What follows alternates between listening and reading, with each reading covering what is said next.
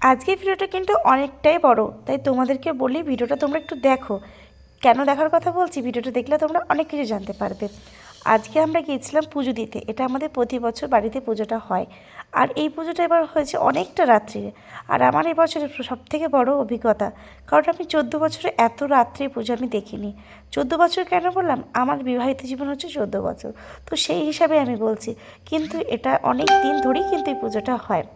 আর জানো তো বন্ধুরা, আমি তো প্রথমে ঠিক করে রেখেছিলাম যে এত রাত্রে পুজো এই বছর আমি যাব না। কারণ সকাল থেকে অনেকজনের নিমন্ত্রণ থাকে, তো অনেক কাজ থাকে বাড়িতে। সকালের বেলাতে কাজগুলো যদি না করতে পারি, রাতে না ঘুমোতে পারলে সেই হিসাব করে যাব না ভেবেছিলাম। আর সেই কি বলবো বলো, সেই কান টানলে মাথা চাই একটা কথা আছে না, ঠিক সেরকমই মেয়ে প্রচণ্ড বায়না করছিল, বাড়িতে সবাই এসে যাচ্ছে, ও যাবি, আর ওকেও আমি একা ছেড়ে দিতে পারছি না। তো সেই কারণে আমাকে যেতেই হলো। সে মা টানলে যাওয়া হয় আর কি, বুঝলে তো। তো দেখো, এত রাত্রেও গ্রামের কত মানুষ পুজো দিতে যাচ্ছে, আর খুব সুন্দর লাইটিং করেছিল। এখন আগে কিন্তু খুব একটা গ্রাম দেখা যায় না, মোটামুটি সব জায়গাতেই উন্নতিমান হয়েছে, তাই না বলো। তো এখানে গ্রামটা কিন্তু খুব একটা কিন্তু উন্নত নয়, তবে এখন এই পুজোর জন্য কিন্তু খুব সুন্দর লাগছে দেখতে, চারিদিকে লাইট লাগিয়েছে। আর প্রত্যেকটা বাড়িতে বাড়িতে মানে মানুষে ভর্তি। শুধু আমাদের এখান বলে নয়, কিন্তু যেখানকার যে অনুষ্ঠান সেখানে কিন্তু একদম মানুষে ভর্তি থাকবে, লোকে ভর্তি থাকবে। আর তার ঠিক আগের দিন কি থাকে কিন্তু হচ্ছে সরস্বতী পুজো। আমি আগের দিন বললাম, একটু বলতে ভুল হয়েছে, দুদিন আগে, মানে আমাদের পুজোটা হয় ষষ্ঠীর পরের দিনকে, যেদিন সরস্বতী পুজো তারপরের দিন ষষ্ঠী, তারপরের দিন পুজো হয়। এবার যেহেতু পরপর দুদিন হয়ে গেছে পুজোটা, তো সেই কারণেই আমাদের এটা পরের দিন পড়েছে। যেমন মা দুর্গার পুজো হয় ঠিক সেই রীতি অনুযায়ী কিন্তু এই পুজোটা হয়। এই পুজোর পেছনে একটা গল্প আছে, চলো তোমাদেরকে বলি গল্পটা। ও, তার আগে তোমাদেরকে বলি যে কেন পরের দিনকে বললাম, কারণ কি, আমাদের ষষ্ঠীর দিন কিন্তু পুজোটা হয় না, যেহেতু রাত্রির পুজোটা হয়েছে, সেহেতু আমাদের কিন্তু পরের দিনই হয়েছে, মানে সরস্বতী পুজো পরের দিন রাত্রিবেলা বেরোতে হয়েছে। তো সেই কারণে আমি বলেছি পরের দিন পুজোটা। তো দেখো, এই মাঠের মাঝখান দিয়ে কিন্তু আমাদের যেতে হয়।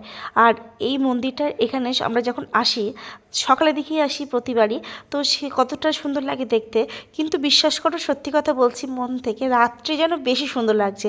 ভেবেছিলাম হয়তো রাত্রে অন্ধকার হবে, খুব একটা মানে মানুষজন দেখা যাবে না, অন্ধকার চারিদিক, ভয় ভয় দৃশ্য লাগবে, কিন্তু কোনো দিক দিয়েই বোঝা যায়নি যে ভয়। আর সত্যি কথা বলতে, সকালে যতটা না আনন্দ হয় পুজো দিতে গিয়ে, রাত্রে গিয়ে যেন আনন্দটা দ্বিগুণ বেশি হয়েছে।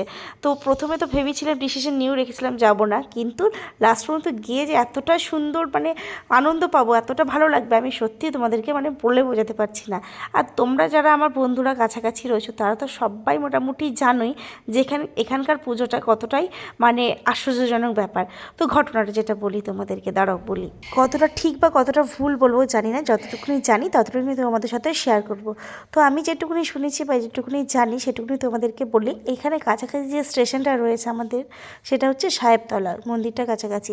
তো এই সাহেবতলা স্টেশনের ওখানে অনেক আশেপাশে অনেক জমি থাকে। তো সেই জমিতেই চাষ করতে একজন কৃষক আসছিল, আর দেখছিল মায়ের মূর্তিটা পড়ে রয়েছে। আর তার আগের দিন কি নাকি স্বপ্ন দিয়েছিল যে কোনো বাড়ির মানে মানে একটা বাড়িতে আর কি, মোট কথা সেখানে স্বপ্ন দিয়েছিল যে এরকম জায়গায় আমার মূর্তি পড়ে রয়েছে, আমাকে কিন্তু মন্দিরে নিয়ে গিয়ে প্রতিষ্ঠা করে পুজো দিতে হবে। তাই আগে একটা মন্দির আছে, আর এখানে মায়ের মূর্তিটা পাওয়া গিয়েছিল। তো এইখানে পাওয়া গিয়েছিল বলে এখানেও পুজো হয়, আবার যে মন্দিরে নিয়ে গিয়ে প্রতিষ্ঠা করা হয়েছে মাকে, সেখানেও পুজো হয়। তো এখানে পুজোটা আগে হয়, তারপরে ওখানে পুজোটা হয়। এখানে বলি প্রথা শেষ হয়, তারপরে ওখানে বলি প্রথা শুরু হয়। আর তোমরা দেখো, তখন রাত্রি 1:30 বাজছে, চারিদিকে লোকে লোকারণ্য। তো আগেরবার তোমাদেরকে ভেবেছিলাম জানো তো এই পুজোটা শেয়ার করব, কিন্তু শেয়ার করতে পারিনি।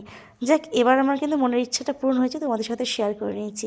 আর তোমাদের ভিডিওটা কেমন লেগেছে অবশ্যই কিন্তু একটা কমেন্টের মাধ্যমে জানাবে। আর যদি ভালো লেগে থাকে তাহলে শেয়ার করে দিও। চলো, আমাদের বাড়ির মোটামুটি সবাই এখানে আনন্দ নিচ্ছে, আর তোমরা ভিডিওটা দেখার একটু আনন্দ নাও। আর তার মাঝখানে একটা কথা বলতে ভুলে গেছি, এখানে একটা চিল আসে জানো তো। আর এই চিলটা এখানে থেকে পুজো দেখে গিয়ে ওই মন্দিরে বসে গিয়ে খবর দেয়, মানে 3বার ও আওয়াজ করবে, তারপরে ওখানে খবর যাবে মায়ের কাছে, মানে এখানে মায়ের পুজো হয়ে গেছে, ওখানে পুজো শুরু করতে হবে।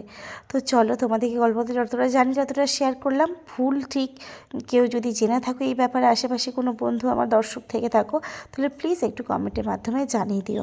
তো চলো, যেতে যেতে আমরা কি করেছি জানো, যেতে যেতে অনেকটাই ভোর যখন ফিরছিলাম, এই যে চারিদিকে ফসল হয়েছিল, সবাই একটু মজা করে একটু আর কি ছিঁড়ে ছিঁড়ে নিয়েছিলাম। আর কত কুয়াশা দেখছো, চারিদিকে একদম অন্ধকার অন্ধকার, মানে একটু এগিয়ে গেলে এক হাত দূরে, আর কাউকে দেখা যাচ্ছে না। তো চলো আজকের মতন আসি, টাটা, সবাই ভালো থেকো, সুস্থ থেকো, আর পাশে থেকো, আর একটা লাইক কমেন্ট অবশ্যই করেছে। তো চলো আজকের মতন আসি।